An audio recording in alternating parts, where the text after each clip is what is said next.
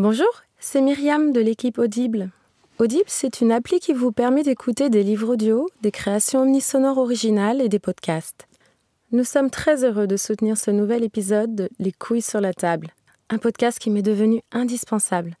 Il me donne la possibilité de réfléchir et de débattre sur les clichés et mythes attachés à la masculinité et de redéfinir les relations entre les hommes et les femmes dans notre société actuelle. Je vous souhaite une bonne écoute. Les couilles sur la table, épisode 22.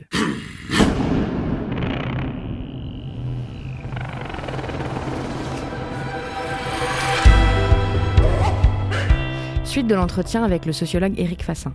Après avoir pris le temps d'expliquer certains concepts indispensables dans les études de genre, on va revenir sur les événements marquants de cette année, vus au prisme des masculinités, et on commence avec l'attentat de Toronto. C'était le lundi 23 avril 2018, en plein centre-ville de Toronto, au Canada. Un homme fonce dans la foule au volant d'une fourgonnette. Il tue 10 personnes, dont 8 femmes. Juste avant, il avait posté un message sur Facebook. La rébellion incel a débuté. Un incel, dans le monde anglo-saxon, c'est un involuntary celibate, c'est-à-dire un célibataire involontaire. C'est le nom que se donnent certains hommes, plutôt jeunes, hétérosexuels, qui n'arrivent pas à avoir de relations satisfaisantes avec les femmes. Depuis quelques années, ils se regroupent par dizaines de milliers sur Internet pour de longues conversations misogynes et haineuses, avec appel au viol, au meurtre, etc. Le lendemain de l'attaque, la police a bien noté que le conducteur avait visé majoritairement des femmes.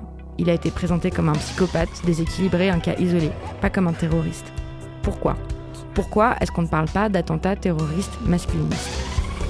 On en discute avec Éric Fassin. Ce qui est intéressant, c'est que nous avons aujourd'hui une catégorie de l'attentat terroriste qui est assez étroite. C'est-à-dire que, par exemple, comme vous venez de le dire, si c'est un homme au nom du masculinisme, ça ne compte pas. Si c'est une attaque, on dit c'est pas un attentat. Ouais. Et si c'est un blanc au nom de la suprématie blanche, on ne parle pas non plus d'attentat le plus souvent, etc. Donc, en fait, ça veut dire que le terrorisme, c'est les autres. Il se trouve que dans le cas de l'attentat masculiniste, je ne connais pas d'attentat féministe. Donc en fait, il n'y a pas de symétrie, il n'y a pas d'envers, il n'y a pas de... C'est-à-dire que c'est cela qui, à mon sens, souligne encore plus le fait qu'il s'agit d'un attentat. C'est que ça ne peut marcher que dans un sens. Tout le monde sait bien qu'il ne va pas y avoir, je ne sais pas, un groupe de femmes qui va venir émasculer beaucoup d'hommes au Sénat demain. Il faudrait vraiment un concours de circonstances qui me paraît que je préfère écarter de ma réflexion. Ou une femme qui va arriver et qui va massacrer des polytechniciens. Voilà. Là, je fais référence à la tuerie, de 1989. C'est ça, de l'école polytechnique de Montréal, 14 femmes mortes. Alors, c'était également au Canada, puisque donc Montréal en 89 et Toronto en 2018. Et donc, il y a une histoire du masculinisme qui a été étudiée au Canada. En particulier, ça n'est pas propre au Canada, bien entendu, mais disons qu'il y a une histoire particulière peut-être du masculinisme. Je crois que le masculinisme, eh bien, c'est une sorte de culture du ressentiment, parce qu'après tout, foncer avec une voiture sur des femmes, c'est ce qu'on a vu faire aux États-Unis, foncer sur des gens qui protestaient contre la suprématie blanche. Donc c'est la même chose. Ce qui est frappant, comme vous le soulignez, c'est que ce soit si difficile à penser en termes structurels. C'est-à-dire en termes que, de genre. En fait, lorsqu'on pense ces questions, on va les réduire à des questions individuelles.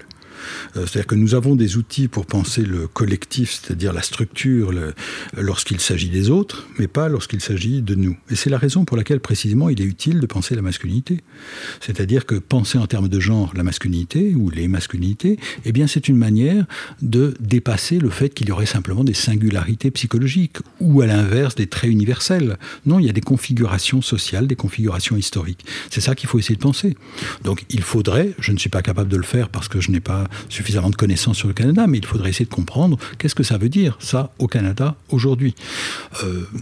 Encore une fois, il ne s'agit pas de dire que ce serait une exception canadienne radicale, mais que, à ma connaissance, il n'y a pas eu tout à fait la même chose en France pour l'instant.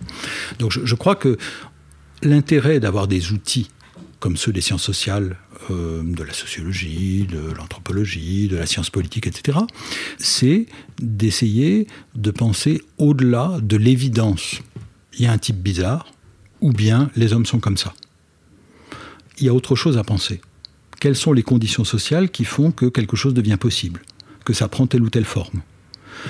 C'est là qu'il y a un travail qui, à mon sens, doit être celui des sciences sociales. Par exemple, on sait que 98% des auteurs de tueries de masse aux États-Unis sont des hommes.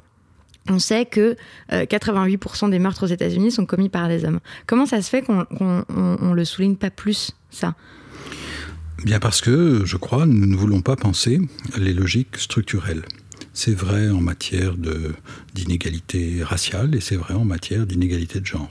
Nous refusons collectivement, bien entendu, lorsque je dis nous, c'est un peu avec l'espoir que ça s'applique moins et à vous et à moi, mais nous avons du mal à penser le fait qu'il y a des logiques sociales.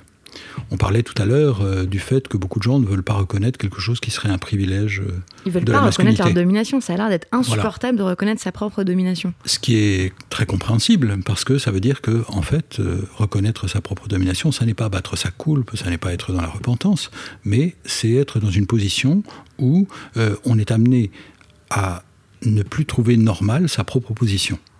Ne pas trouver normale sa position, c'est l'expérience de tous les gens qui ne sont pas censés incarner la norme, c'est-à-dire de toutes les minorités, y compris les femmes, qui sont bien sûr une majorité au sens statistique, mais qui sont une minorité dans les rapports de pouvoir. Donc toutes les minorités ont cette expérience quotidiennement de ne pas être tout à fait à leur place. C'est ça être membre d'une minorité. C'est être constamment dans une position où on doit se dire peut-être que les gens trouvent que je ne suis pas comme je devrais être. Donc s'interroger sur sa place. La position dominante, on ne s'interroge pas.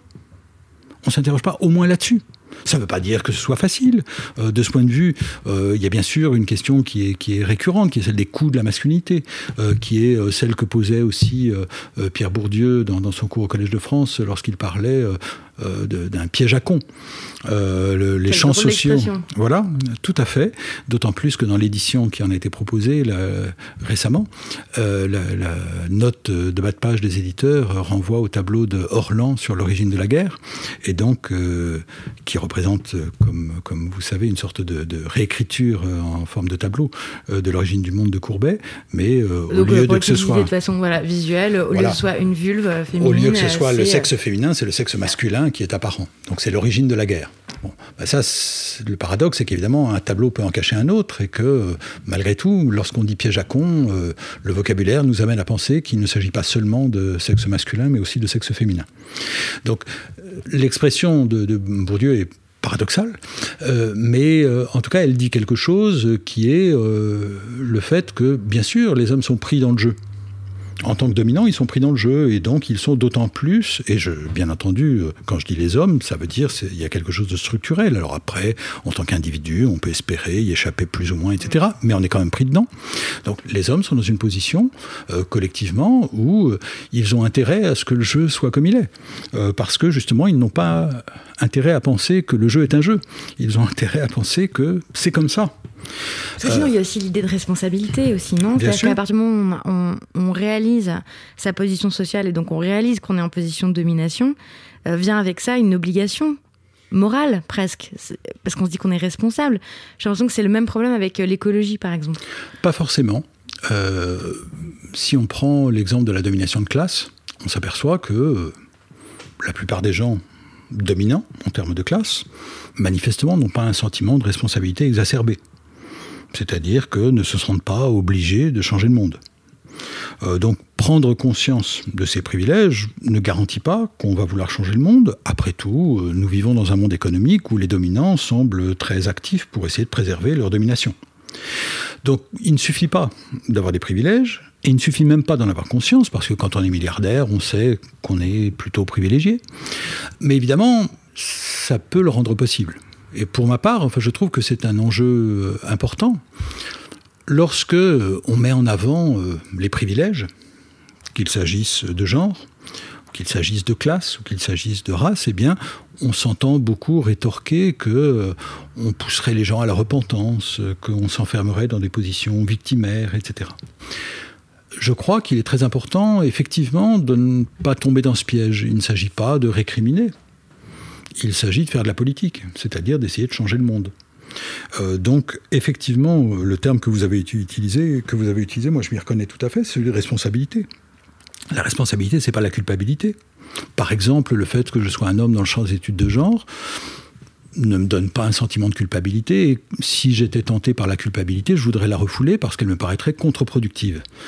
En revanche, ça me donne un sentiment de responsabilité. C'est qu'est-ce que j'en fais ? Qu'est-ce que je fais de cette position ? Est-ce que je peux l'utiliser d'une manière qui fasse bouger les choses par rapport précisément à ce que je crois juste ? Donc, la responsabilité, oui, mais ce n'est pas mécanique du tout. Manifestement, la domination et la conscience de la domination n'impliquent pas toujours un sentiment de responsabilité. La plupart du temps, c'est un sentiment de satisfaction et une indignation à l'idée qu'on puisse nommer les choses, nommer le privilège. Ou bien à l'inverse, ça peut être un sentiment de culpabilité qui risque de paralyser. Parce que finalement, si je suis coupable, eh bien, qu'est-ce que je peux faire ?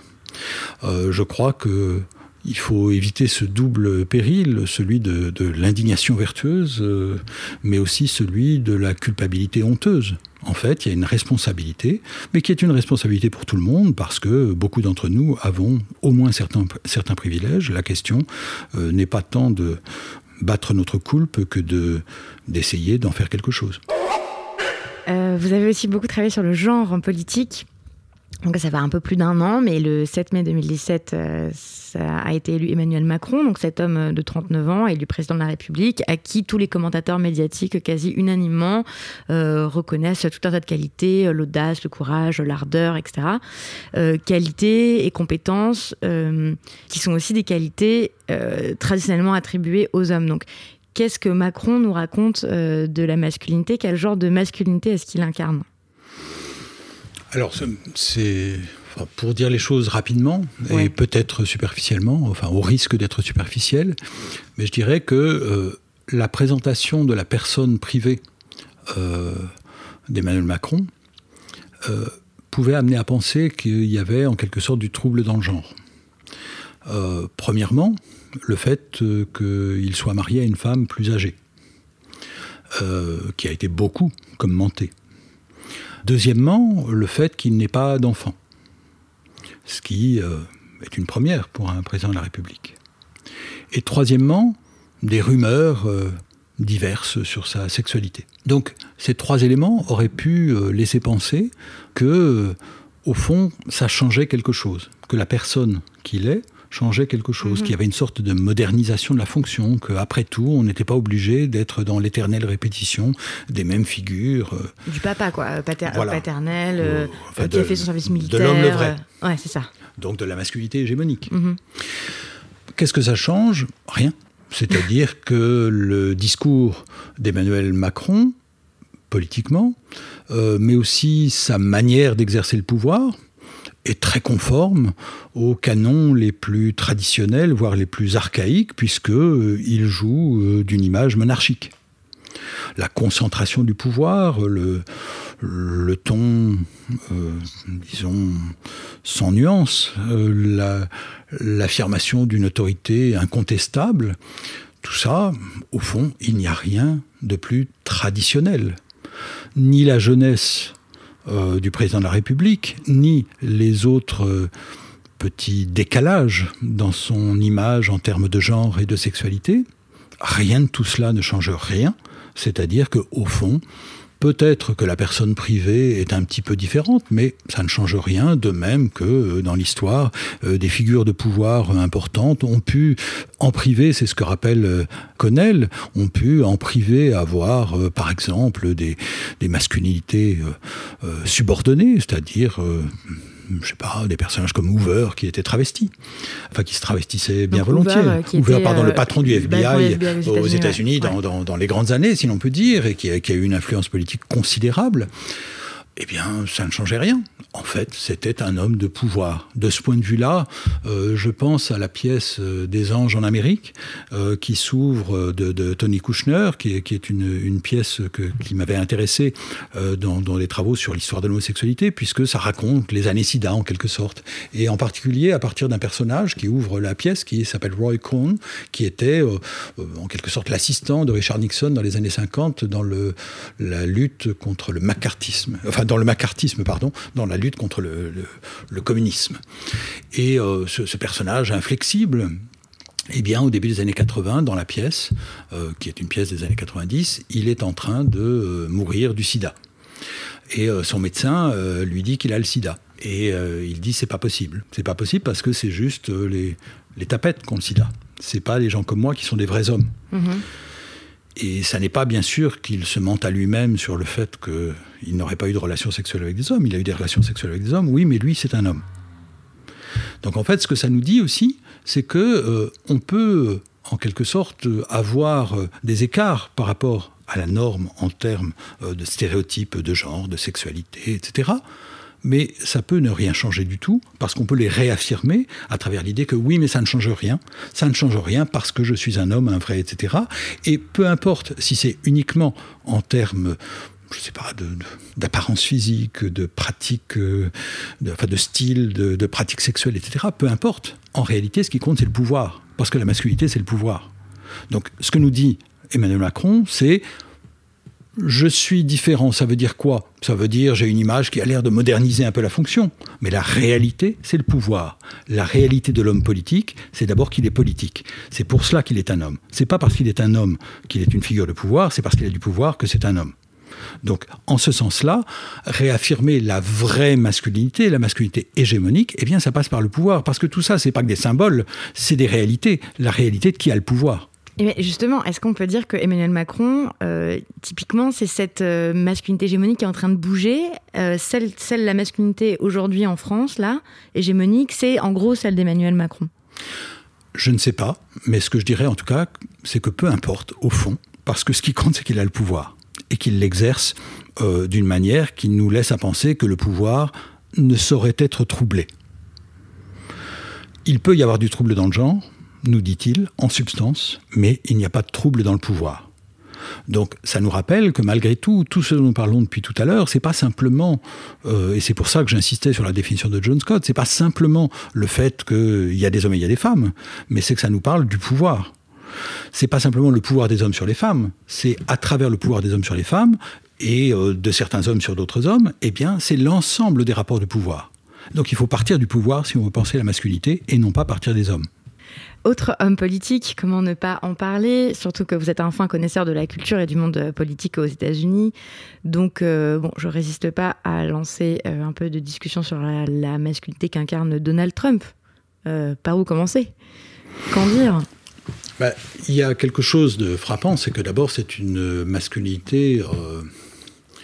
Comme le disaient il y a quelques années Elsa Dorlin et Catherine Achin, lorsqu'elles avaient écrit sur... Nicolas Sarkozy. Oui, la masculinité mascarade. Voilà, qui était repris de Joan Rivière, une psychanalyste qui, à la fin des années 20, je crois en 1927, avait publié un article sur la féminité mascarade. La mascarade, c'est quoi? Eh bien, c'est en quelque sorte de surjouer. De surjouer pour affirmer ce qui ne va pas de soi. Donc, on a l'impression que Trump est un personnage presque parodique. Donc, oui, il y a du trouble dans le genre, dans la mesure où aujourd'hui, celui qui incarne la masculinité politique par excellence, eh bien, paraît une caricature. De même que Berlusconi. De même, à certains égards, que Nicolas Sarkozy. C'est-à-dire en faire trop. En faire trop, ça veut dire que ça ne va plus de soi. Ça veut dire qu'on n'a plus l'impression que je n'ai même pas besoin de me poser de questions. On n'a pas l'impression que des générations anciennes s'interrogeaient autant sur la nécessité de démontrer de manière flamboyante leur masculinité. J'utilise le terme parle tout le temps. Voilà. Et si j'utilise le terme de flamboyant, c'est parce qu'on l'utilise davantage, d'habitude, à propos de l'homosexualité. Donc, en anglais, flamboyant, voilà. C'est vraiment un mot qu'on utilise pour définir les gays. Une manière, disons, flamboyante d'afficher une homosexualité qui est aussi un écart à la norme de genre. Pour les hommes. Ça dit quelque chose, c'est-à-dire qu'en fait, on s'aperçoit pour ces hommes politiques qu'ils ont besoin d'en faire trop. Aujourd'hui, ce ne sont plus tellement les homosexuels qui en font trop, ce sont les hétérosexuels. Ce ne sont plus tellement les femmes qui sont dans la mascarade, ça peut être des hommes. C'est-à-dire qu'il y a une affirmation du pouvoir qui est, en quelque sorte, caricaturale. Trump en est bien sûr l'illustration avec toutes les remarques sur la taille de ses mains ou sur le bouton nucléaire qui serait plus gros aux États-Unis qu'en Corée ou toute autre proposition tellement transparente qu'on est dans la caricature. En fait, on est à un moment où les humoristes ne savent plus comment faire pour parodier. La parodie est déjà là. Et je crois qu'il y a là quelque chose qui est précisément de l'ordre du trouble dans le genre. Donc, bien sûr qu'il y a du trouble dans le genre, mais ça ne change pas la structure du pouvoir. C'est-à-dire que le pouvoir, en fait, reste un pouvoir très, très traditionnel. Trump, c'est le pouvoir d'un homme. Et qui affirme constamment que, finalement, il n'est tenu par aucune règle. Donc, c'est un pouvoir personnalisé, incarné. Il incarne à l'extrême. Mais c'est ce qu'on a vu avec Berlusconi, c'est ce qu'on a vu avec Sarkozy.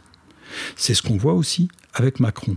Et c'est pour ça que les différences de style entre un président plus présentable et un président qui l'est moins, le président français d'un côté, le président états-unien de l'autre, eh bien ça ne change rien.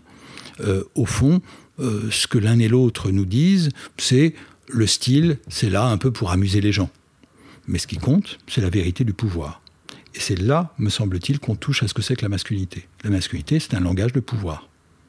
Et donc, en quoi là, on touche à ce qu'est vraiment la masculinité ? Parce que on peut avoir le sentiment, on a le sentiment que c'est une caricature.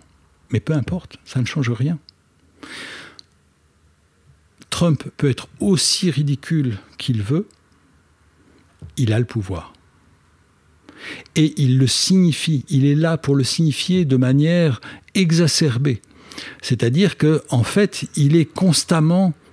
c'est l'historienne John Scott qui, dans un langage psychanalytique, le souligne. Il est constamment là pour dire « j'ai le phallus ». J'ai le pouvoir. Évidemment, cette affirmation absurde, comme si ça se tenait dans la main, eh bien, on peut en rire. Mais c'est aussi une réalité. C'est-à-dire que, de ce point de vue-là, le pouvoir peut être dérisoire, mais quand même, la domination, ça existe. Et donc, l'exercice du pouvoir, lorsqu'on est Donald Trump, c'est une réalité. Ça a des effets sur le monde. Quelqu'un qui est une sorte de figure bouffonne, et c'était déjà le cas avec Berlusconi, mais là, on en a une version, en quelque sorte, magnifiée par l'importance des États-Unis, eh bien, c'est peut-être un bouffon, mais il a le pouvoir. Et c'est ça aussi ce qu'est la masculinité, c'est-à-dire Voilà, la masculinité, c'est un langage de pouvoir. Encore une fois, c'est pour ça que ça parle de pouvoir. C'est pour ça aussi que ça n'est pas seulement indexé sur le fait qu'il y a des hommes et des femmes. C'est entre deux hommes, lequel est un homme, lequel est un vrai homme, c'est-à-dire est plus un homme que l'autre.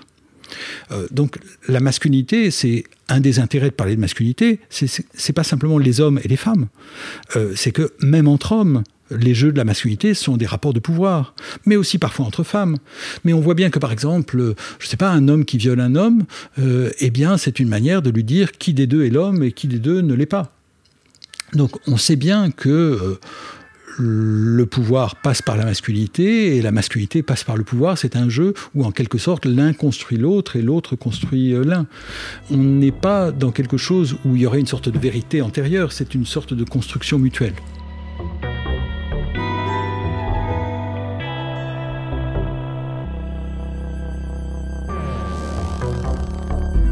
Je voudrais juste quand même qu'on dise un mot de cette extraordinaire année voilà, pour les luttes féministes 2017-2018. Ça a commencé cet automne avec donc la dénonciation des agressions sexuelles et des abus sexuels et des viols commis par le producteur Harvey Weinstein, et ça a lancé cet incroyable mouvement de libération et d'écoute aussi de la parole des femmes. Et on a eu ce retour de bâton, ce backlash. On commence à avoir des signes de retour de bâton et de backlash, et un des premiers, c'était en France, la tribune signée dans Libération par Catherine Deneuve sur la liberté d'importuner, etc. On était beaucoup à être étonnés de voir qu'en fait, on ne parlait pas beaucoup des hommes dans cette histoire. Il y a beaucoup de choses à dire, bien sûr, sur tout cela. Une première chose, c'est qu'effectivement, ce que tout le monde a bien noté, mais c'est quelque chose comme une prise de parole, et une prise de parole qui parvient à se faire entendre. Et ça, c'est quelque chose d'important. Et c'est important aussi parce que ça se fait beaucoup par les réseaux sociaux. Donc, moi, c'est ce que j'ai appelé la politique du hashtag. Et donc, le fait que, eh bien, il y a cette possibilité de contourner en quelque sorte l'ordre des choses, parce qu'on voit bien que depuis des années, il est question de beaucoup de choses. Mais là, ça a craqué en quelque sorte, et ça a craqué parce que ça ne passait pas uniquement par les médias dominants, mais que les médias dominants étaient en quelque sorte bousculés. Il y avait une actualité en quelque sorte qui s'imposait. C'est la première chose, donc c'est qu'il y a eu quelque chose que je compare en partie avec ce qu'on appelait aux États-Unis dans les années 70 le consciousness raising, c'est-à-dire cette prise de conscience collective des femmes entre elles qui, en parlant de leurs expériences, se rendaient compte moi aussi, toi aussi, etc. Donc c'est bien le hashtag #MeToo. Donc ça, c'est quelque chose qui ressemble aux années 70, avec une différence, c'est que dans les années 70, ce consciousness raising, c'était entre femmes.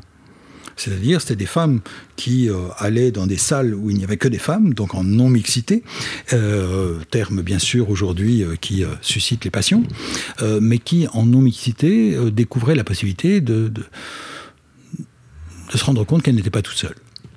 Là, ça s'est fait avec un public, puisqu'on était sur les réseaux sociaux, dans les médias, etc., qui n'était pas seulement un public de femmes. C'est-à-dire qu'en fait, les femmes ont pris conscience, en parlant en bonne partie entre elles, mais en même temps, en parlant avec tous les hommes qui écoutaient autour, d'une manière ou d'une autre, qui écoutaient plus ou moins, et avec plus ou moins de bonne volonté ou de mauvaise volonté, mais en tout cas, c'était pas à l'écart, c'était au vu et au su de tout le monde. Ça me paraît une forme nouvelle de consciousness raising, c'est les femmes qui parlent entre elles, mais le MeToo, évidemment, ça s'adresse à d'autres femmes, c'est des femmes qui parlent à des femmes, mais en même temps, où tout le monde pouvait le voir. Donc ça, je trouve que c'est un élément très, très important. Alors les hommes là-dedans, les hommes, effectivement, parce que c'était une prise de parole de femmes, leur position n'était pas évidente. C'est-à-dire, y compris la mienne, par exemple, qu'est-ce que c'est qu'un homme qui va venir gloser sur tout ça Bon. Écrire des livres dessus et tout, pourquoi Est-ce que le mieux à faire, c'est pas juste de la boucler, quoi. Voilà, est-ce que, après tout, d'autres ne sont pas mieux placés pour le faire, ou etc. Bon, c'est des questions légitimes, pas simples, mais en tout cas, c'est des questions légitimes. En tout cas, pour ma part, ce qui me frappe, en partie à partir des grilles de lecture qui sont les miennes, mais pas seulement les miennes, bien sûr, mais depuis longtemps, c'est que ce qui a été mis en avant, c'est des noms propres du côté des hommes, beaucoup moins du côté des femmes. C'est-à-dire que le MeToo, justement, c'est toute une foule qui pouvait être éventuellement anonyme, et avec des pseudonymes, etc. Mais en revanche, les hommes, il s'agissait plutôt de les nommer, à travers Harvey Weinstein comme exemple paradigmatique, mais aussi jusqu'à Ramadan ou d'autres, etc. Donc ça, c'est intéressant parce que ça veut dire que ce sont des noms propres, donc des noms éventuellement identifiables, des noms qu'on connaissait déjà. Autrement dit, ce sont des noms de gens importants, d'une manière ou d'une autre, dans des domaines différents. Et c'est ça qui est frappant. Parce que de quoi on nous parle? J'évoquais tout à l'heure les tournantes, cette figure du discours public qui est apparue au début des années 2000 et qui porte donc sur les banlieues, c'est-à-dire sur ces gens qu'on pense au pluriel de manière un peu anonyme, collective, etc., mais qui n'ont pas de nom. Là, ce sont des gens, des noms propres, des individus qui sont bien identifiés parce que ce sont des personnes en position dominante et non pas en position dominée. Là, il y a quelque chose de très intéressant, c'est que penser la violence comme le fait de la domination, et donc aussi souvent de dominant, eh bien ça bouscule les choses. Au lieu de se dire que la violence masculine, c'est le fait des autres, des musulmans, des immigrés, des jeunes des banlieues, etc. Des gens qui ne sont pas éduqués, ou des fous, ou des malades mentaux, ou des... On se dit, en fait, c'est des gens bien dans la lumière, qui sont des gens importants, et ça fait partie du pouvoir. C'est-à-dire que, sans préjuger, bien sûr, puisque des procès sont en cours, mais ce qui est raconté dans l'affaire de Harvey Weinstein, c'est que c'est une manière d'exercer son pouvoir. Et je crois qu'il n'est pas le seul.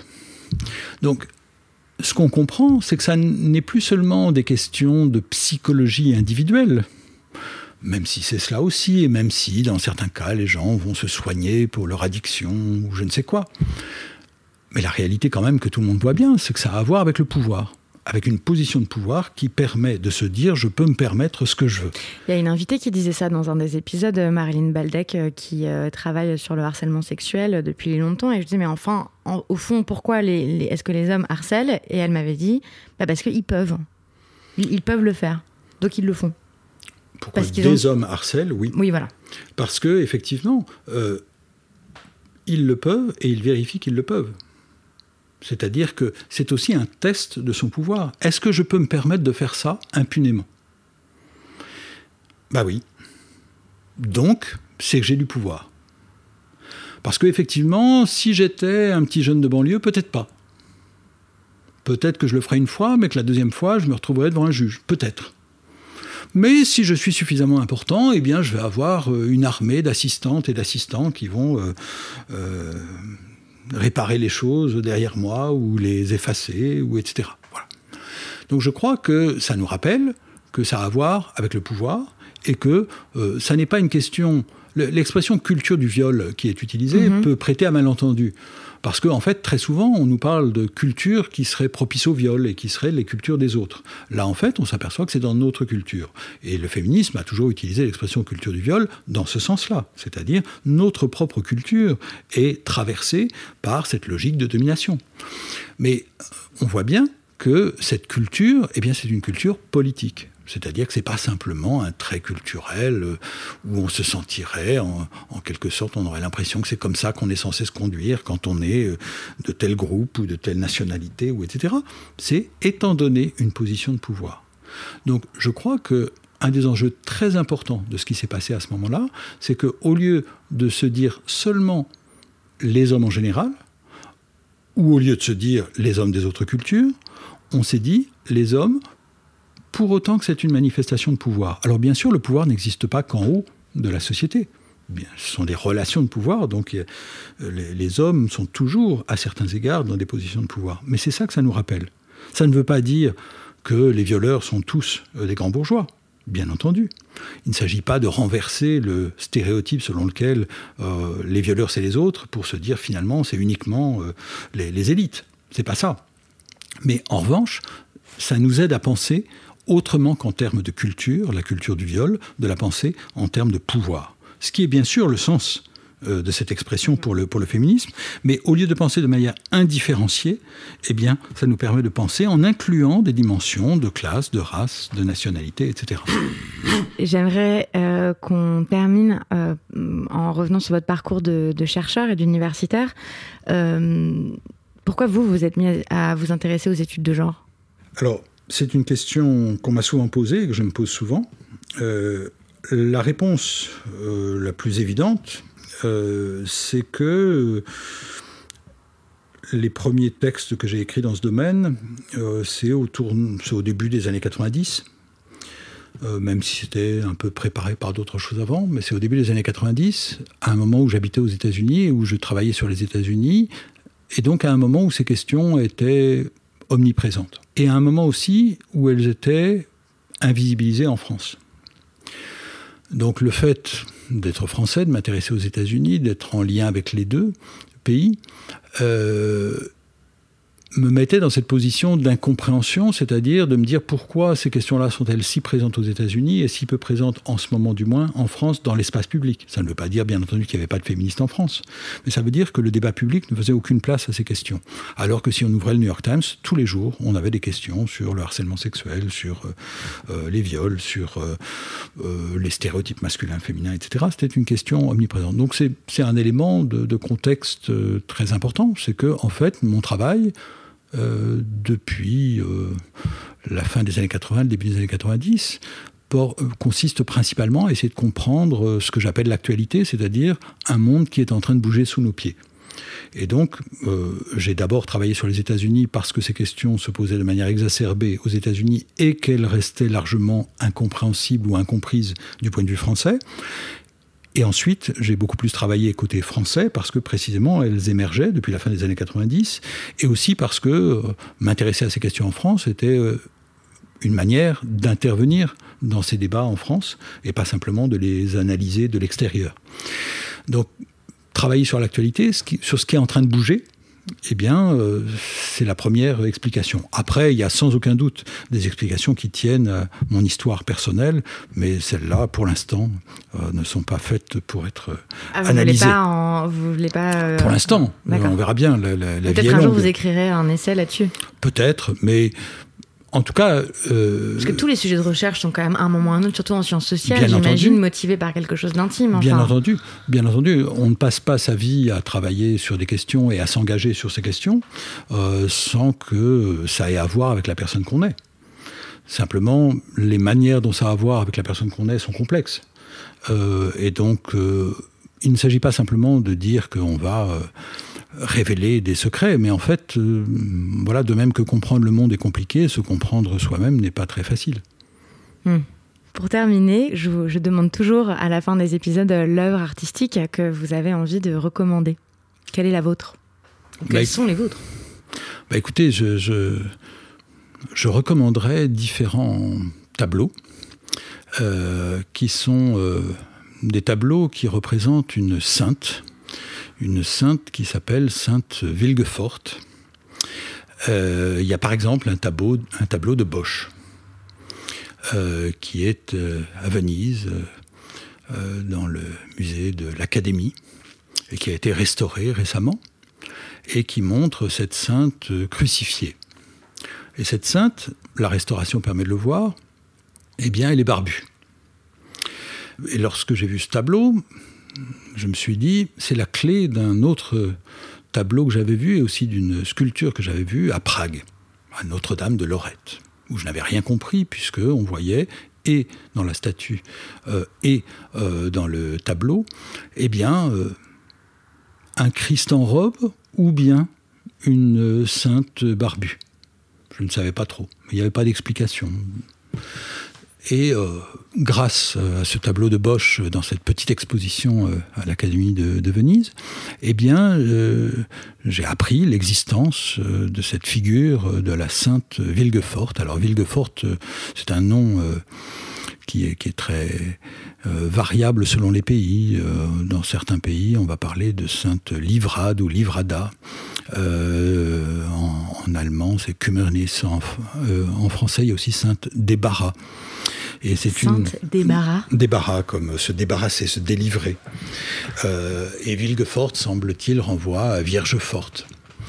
Et cette histoire est très intéressante, et donc j'envisage d'écrire bientôt sur cette histoire, parce qu'elle fait réfléchir à ce que c'est que le genre, et à ce que c'est que la masculinité, puisque cette sainte, dont il est temps de préciser qu'elle est légendaire, mais qu'elle est beaucoup représentée depuis la fin du Moyen-Âge, eh bien cette sainte, elle est censée être la fille d'un roi, parfois en Espagne ou ailleurs, en Sicile, et qui était promise à un autre roi, ou bien à l'ennemi, ou bien qui était menacée de viol par des soldats, ou bien qui était menacée d'inceste par son père. Et parce qu'elle s'était vouée à la chasteté, elle implorait Dieu, elle priait Dieu de la protéger de cette menace.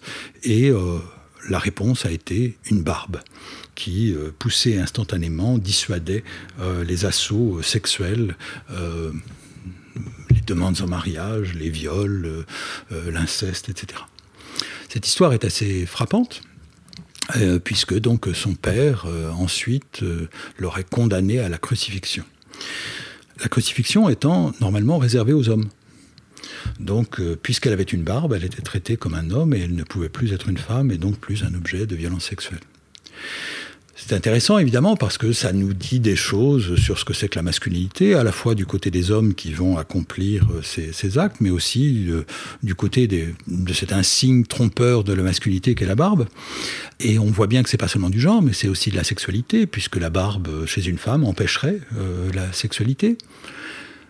Ce qui est intéressant, c'est qu'on s'est aperçu, il y a déjà presque 80 ans, que cette histoire était probablement fondée sur un malentendu.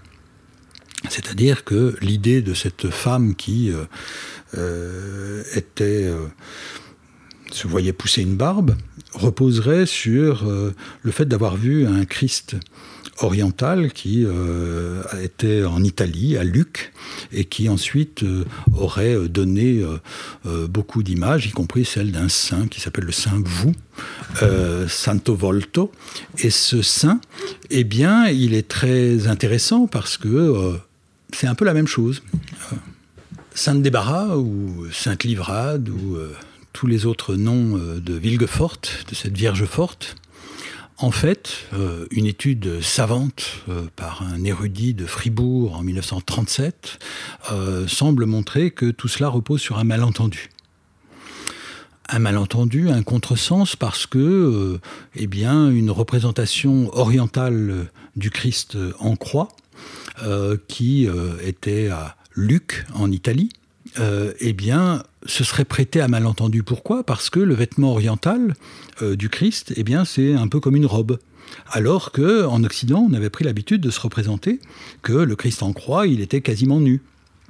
Et donc cette robe, elle évoquait forcément une femme. Donc ça devenait une femme à barbe. Et donc on retrouve une parenté avec un saint, le saint Vous, qui est associé aux mêmes légendes, avec un musicien qui vient jouer sous sa croix, et un soulier doré qui tombe, etc. Des histoires comparables, et pour sainte Villefort et pour saint Vous. Ce qui est intéressant pour moi, c'est que ça fait réfléchir à nouveau à ce que c'est que le genre. Pas simplement les hommes, les femmes, les barbes, mais aussi l'Orient et l'Occident. C'est-à-dire que s'il y a une leçon pour moi du genre, c'est que ça parle toujours d'autre chose aussi. Ça parle bien sûr des hommes et des femmes, mais ça parle du reste aussi. Or, qu'est-ce que nous pensons ? C'est que l'Orient et l'Occident, c'est quand même pas pareil en termes de genre. Les hommes et les femmes, c'est pas pareil. Et là-dessus, il y a des travaux dans les études de genre, comme par exemple le livre très riche, très beau, d'une collègue sur le monde persan, donc sur ce qui est devenu l'Iran. Un livre publié en anglais par Afsaneh Najmabadi, et qui est un livre qui est sur les femmes avec moustache et les hommes sans barbe. C'est le titre du livre. Avec moustache et hommes sans barbe. Voilà. Et donc ce livre, ce qu'il nous montre, c'est que le genre, c'est toujours déjà construit en miroir entre l'Orient et l'Occident, mais là, ça le montre du point de vue de l'Orient, c'est-à-dire du point de vue de l'Empire persan.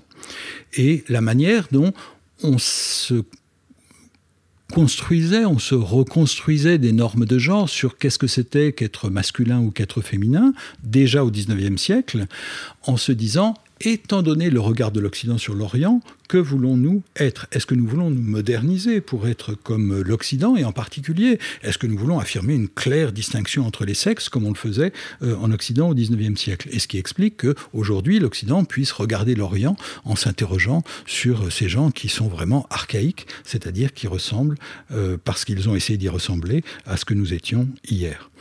Donc, il me semble que l'histoire de Sainte Villefort peut donner matière à réfléchir sur ce que c'est que le genre, et y compris en ne présumant pas que la vérité ultime serait en quelque sorte dans une sorte d'inconscient intemporel, mais ça a une histoire, et l'histoire des fantasmes qu'on peut avoir sur le genre et la sexualité, c'est pris dans tout ça, et c'est la raison pour laquelle je vais essayer d'écrire ça dans un livre de lettres adressées à Jacques Lacan.